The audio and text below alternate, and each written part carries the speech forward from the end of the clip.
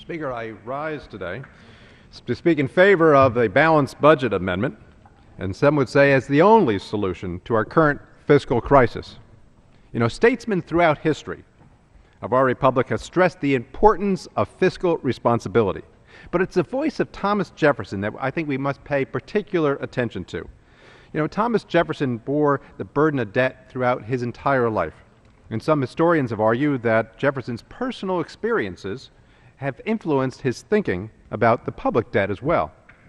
You know, Jefferson inherited a significant amount of debt at the young age of 31, and some say his own spending added to that and worsened his financial condition personally during his life.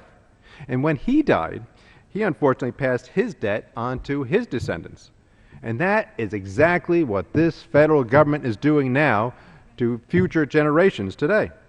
So if the federal government says that it's so concerned about the welfare of our children and the next generation, then we should be taking time right now to address this staggering public debt that our children and our grandchildren will stand to inherit if our leaders here in Congress fail to have the courage to do what? To cut spending and to balance our budget and to live within our means. You know, Jefferson had a moral message to the future public servants in this regard. He believed that those who are entrusted by their constituents to represent them, as he said, shall consider themselves unauthorized to saddle posterity with our debts and morally bound to pay them ourselves. Now, Jefferson expanded on this message in a letter that he later wrote to James Madison in 1798 when he said, "Neither the representatives of a nation, the whole nation itself assembled, can validly engage debts beyond what they can pay in their own lifetime." Still writing to Madison, he explicitly endorsed a balanced budget amendment stating, "With respect to future debts, would it not be wise and just for a nation to declare in its constitution that neither the legislature nor the nation itself can validly contract more debt than that it can pay for when it's in its own age?" So what would Jefferson think about where we are in this country today? Now, the CBO, the Congressional Budget Office, has projected that maintaining all of our current spending would eventually require that the middle class in this country would have to have a tax rate of almost 2/3 of all their income, 63%.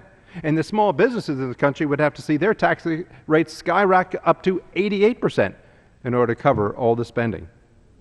These numbers have a real impact on the lives of individuals, on families, and on businesses. So if Congress were then to keep on spending and have to raise taxes this much, as CBO prescribed, Congress would do what? They would basically doom our families to a crushing tax burden, and they would smother the ability of businesses to expand and therefore to create jobs. See, the economy and the economics of all this is very clear. If we refuse to address our spending problems, tax rates are going to have to rise. And if they will rise in such a manner that would commit future generations to a tax burden to pay for what? To pay for spending of today. So we now, as often is the case, stand at a crossroads. We can continue to do as we have done in the past, and that is to overspend and to borrow and put this burden on our children, or we can do something else. We can demonstrate our commitment to a balanced budget by making it the supreme law of the land in this country. So let me conclude then with a final quote from Jefferson. He stated this: "To preserve the people's independence, we must not let our government load us up with perpetual debt. We must make a selection now between economy and liberty, or profusion and servitude." So let's make Jefferson's dream a reality. Let us pass a balanced budget amendment. Thank you, Mr. Speaker. I yield back. Gentleman yields back. Chair now